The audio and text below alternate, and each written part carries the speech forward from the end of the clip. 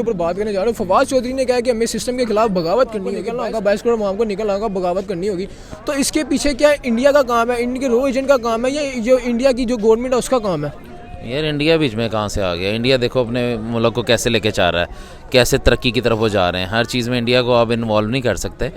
आप अपनी कंट्री के लोगों को देखें, अपनी आवाम को देखें और उनके मुताबिक आप कोई भी बात करें या फैसला करें। हर बात पे इंडिया पे तहमत लगाना या इंडिया की रो करी ये गलत है।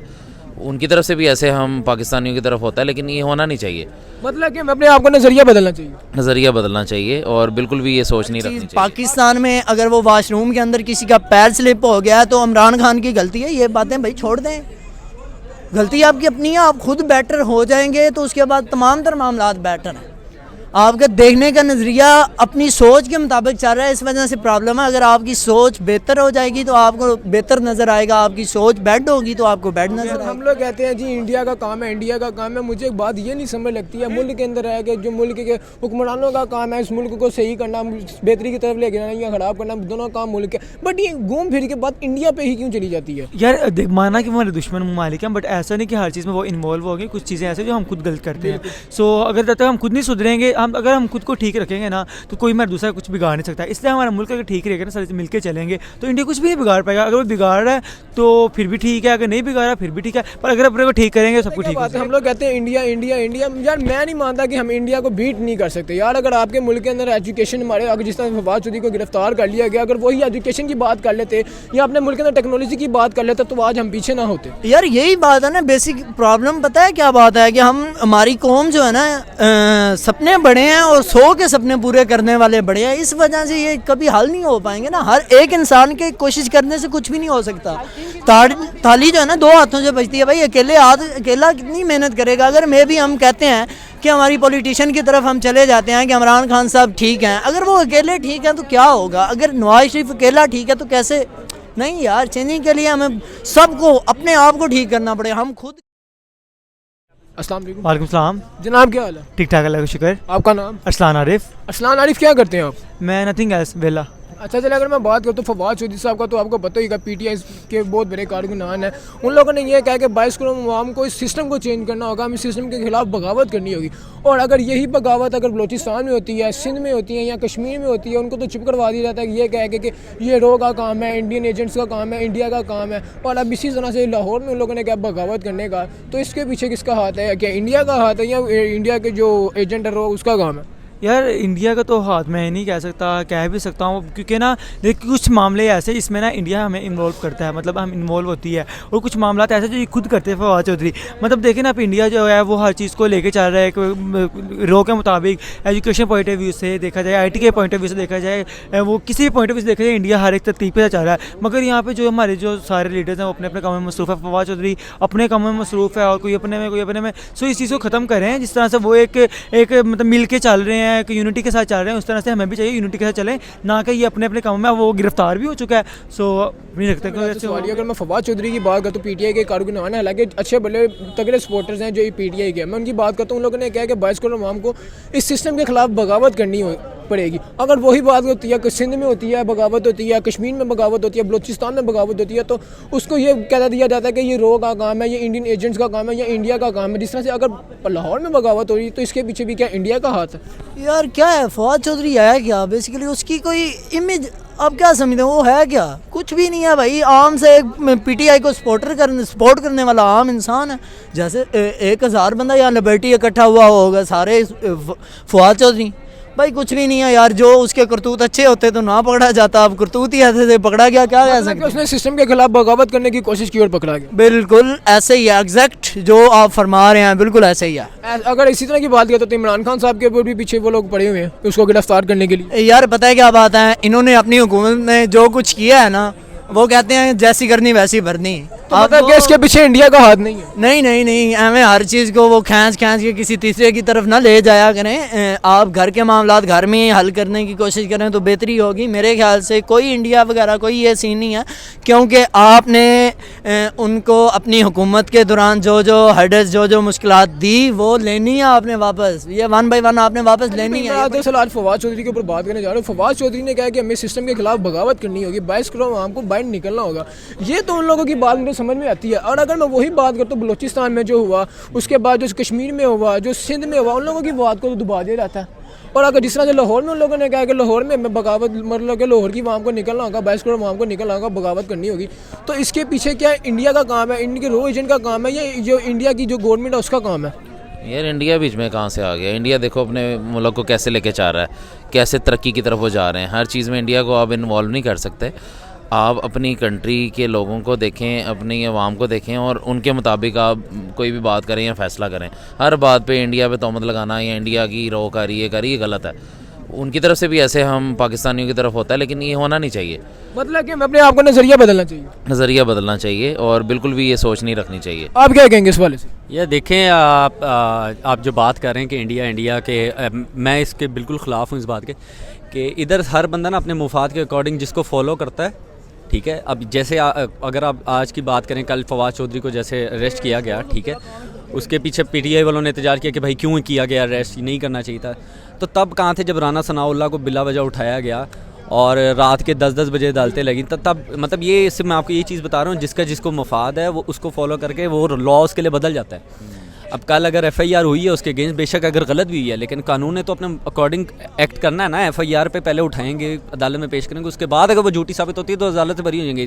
फारूक हबीब साहब का कोई नहीं बनता कि आप जाके। हम लोग कहते हैं जी इंडिया का काम है, इंडिया का काम है। मुझे एक बात ये नहीं समझ लगती है, मुल्क के अंदर है कि जो मुल्क के हुक्मरानों का काम है इस मुल्क को सही करना, बेहतरी की तरफ लेके जाना या ख़राब करना, दोनों काम मुल्क के। बट ये घूम फिर के बाद इंडिया पे ही क्यों चली जाती है? यार देख, माना कि हमारे दुश्मन ममालिक हैं, बट ऐसा नहीं कि हर चीज़ में वो इन्वॉल्व हो गई। कुछ चीज़ें ऐसे जो हम खुद गलत करते हैं। सो अगर जब तक हम खुद नहीं सुधरेंगे, अगर हम खुद को ठीक रखेंगे ना, तो कोई हमारा दूसरा कुछ बिगाड़ नहीं सकता। इसलिए हमारा मुल्क अगर ठीक रहेगा ना, सारे मिलकर चलेंगे तो इंडिया कुछ भी नहीं बिगाड़ पाएगा। अगर वो बिगाड़ रहा है तो फिर भी ठीक है, अगर नहीं बिगाड़ रहा फिर भी ठीक है, पर अगर अपने को ठीक करेंगे सब कुछ ठीक हो जाएगा। कहते हैं जी India India India, Pakistan Pakistan. हुक्मरानों को चाहिए कि अपने मुल्क के अंदर जो इक़दाम उन लोगों ने किया वो लोग ठीक करें, ना कि इंडिया के साथ जाके जो अपने ताल्लुकात जो हुए हैं उसके बारे में बात करें। एक तरह शहबाज शरीफ साहब कहते हैं कि इंडिया के साथ हमें दोस्ती का हाथ बढ़ाना चाहिए, जिसके हाथ बढ़ाया, और दुबई से ये कहा कि इंडिया के साथ आपके ताल्लुकात बेहतर होंगे। बट इंडिया ने उसके बरक्स ये रिस्पॉन्स दे के कहा कि आप पहले अपने मुल्क के अंदर से दहशतगर्दी खत्म करें। चलें, एक बात उनकी यहाँ तक के हाथ तक समझ में आती है, बट ये मुझे लगता है कि मसला कश्मीर अगर खत्म हो जाए तो इंडिया और पाकिस्तान के ताल्लुकात बेहतर नहीं हो जाएंगे। हाँ यार, इस बात में वजन है कि मसला कश्मीर अगर हम कंप्रोमाइज़ जैसे भी हल हो जाता तो उसके बाद हमारे ताल्लुकात बेहतर हो सकते हैं। लेकिन यार ना माइंड सेट के ना इमेज के किसी कोने पे ये बात लिखी पड़ी है कि इंडिया हमारा दुश्मन है, चाहे वो है नहीं है, इस बात को लिखा गया है पाकिस्तानियों के माइंड पे। इंडिया के हर बच्चे पैदा होते वक्त ही उन्हें पढ़ा दिया है पाकिस्तान अच्छा नहीं है। हर बंदे ने उनकी सोच में डाल दिया कि पाकिस्तान अच्छा नहीं है। दैट इज़ मीन्स कि हम अच्छे नहीं हैं। जितनी भी कोशिश करते हैं, जिस दिमाग के अंदर जब डाल दिया जाए, पॉलिश कर दिया जाए कि वो अच्छा नहीं है, तो वो चाहे जितना भी अच्छा हो गया आ जाए ना, वो अच्छा नहीं लगता। मतलब आप क्या कहते हैं, सिस्टम को चेंज करना चाहिए? यह सिस्टम को चेंज होना चाहिए, क्यों नहीं होना चाहिए, लेकिन देखे ना तब कहाँ थे जब सिस्टम को चेंज। तो वही बात है ना, सिस्टम पीपल पार्टी कोई भी है, सबके लिए सिस्टम एक जैसा होना चाहिए। ये नहीं कि पीटीआई का मैं सपोर्टर हूँ तो मैं कहूँ पीटीआई के लिए होना चाहिए, नून लीग के लिए नहीं होना चाहिए, या पीपल पार्टी के लिए होना नहीं चाहिए। ऐसे नहीं होना चाहिए, सबके लिए कानून एक होना चाहिए। सबसे पहले तो ये सारी चीज़ों को छोड़ के अपने मुल्क के बारे में सोचें, कहाँ लाके खड़ा कर। इंडिया के साथ दोस्ती का हाथ बढ़ा रहे, जिस तरह शहबाज शरीफ साहब ने इंडिया के साथ दोस्ती का हाथ बढ़ाया, जिसके बरक्स इंडिया ने कहा कि हम आपसे दोस्ती कर तो करेंगे, बट आपको पहले अपने मुल्क के अंदर से दहशतगर्दी खत्म करना होगा। ये तो उनका पॉइंट ऑफ व्यू चलो हमें समझ में आता है, बट दूसरी जानिब हम उनके साथ दुश्मनी भी फैला रहे हैं। जिस तरह से हम कह रहे हैं कि इंडिया का रोज का काम है, इंडियन एजेंट्स का काम है, और दूसरी तरफ हम इनके साथ हाथ भी बना रहे हैं। पाकिस्तान और इंडिया की जो दोस्ती है दुश्मनी में बदली है, सिर्फ मेरे ख्याल से नाम ज़्यादा है। अगर एक यहाँ पाकिस्तान में भी अच्छी चीज़ें हैं, अच्छी डेवलपमेंट हो जाए, सारी अच्छी लोगों की एजुकेशन हो जाए, तो मेरे ख्याल से इंडिया खुद हंस के हमारे साथ दोस्ती करेगा। और ये होगा इंशाल्लाह एक दिन ज़रूर, इंडिया पाकिस्तान एक होगा, पर उस शर्त पे अगर हमारे जो मुल्क के लोग हैं वो एजुकेट हों, वो उनके पास शऊर। बेसिक बात मुझे यही लगता है कश्मीर है, मसला कश्मीर जैसे बात है वो हल कर देंगे। अगर हम अपने आप को सीधा कर लेंगे, कश्मीर का मसला हल हो हम जाएगा। लोग कहते हैं इंडिया इंडिया इंडिया, यार मैं नहीं मानता कि हम इंडिया को बीट नहीं कर सकते। यार अगर आपके मुल्क के अंदर एजुकेशन, हमारे अगर जिस तरह फवाद चौधरी को गिरफ्तार कर लिया गया, अगर वही एजुकेशन की बात कर लेते या अपने मुल्क के अंदर टेक्नोलॉजी की बात कर लेते तो आज हम पीछे ना होते। यार यही बात है ना, बेसिक प्रॉब्लम पता है क्या बात है कि हमारी कौम जो है ना सपने बड़े हैं और 100 के सपने पूरे करने वाले बड़े हैं। इस वजह से ये कभी हल नहीं हो पाएंगे ना। हर एक इंसान के कोशिश करने से कुछ भी नहीं हो सकता। थाली जो है ना 2 हाथों से बचती है भाई। अकेला कितनी मेहनत करेगा। अगर हम कहते हैं कि हमारी पॉलिटिशियन की तरफ हम चले जाते हैं कि इमरान खान साहब ठीक हैं। अगर वो अकेले ठीक हैं तो क्या होगा, अगर नवाज शरीफ अकेला ठीक है तो कैसे?